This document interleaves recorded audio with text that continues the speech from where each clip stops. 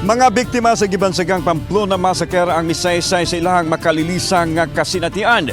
Samtang ipanghatagan na sa silang ayuda sa Department of Labor and Employment Control. Ani akong report.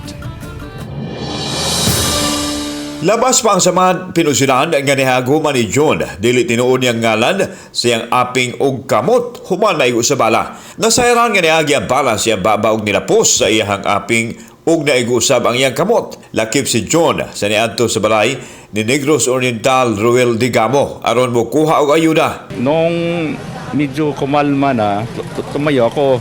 Tapos tumakbo ako palayo. Tapos habang tumatakbo ako, parang may basa sa liig ko. Kinapa ko, dugo na pala yung ano. Doon ko nalaman na tinamaan ako. Wala sa makagwanta sa maghilak si Rodilio Kinikito. Usang iyang asawa nga si Florinda, kinsa barangay kapitan sa Santa Catalina sa namatay. Niadto ang iyang asawa, kuyog siya sa Pamplona aron mukuha sa ayuda alang sa ilang barangay. Ingon ako ni Mr. President nga manginaot ni Mr. President nga makuha ng hustisya sa akong among pamilya.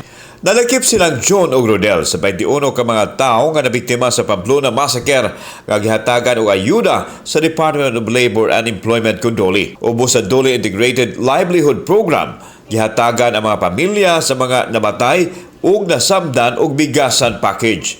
Di man nato mahatag ang tanan, but at least nga naatay nahatag, no, nahatagan nato sila as early as possible.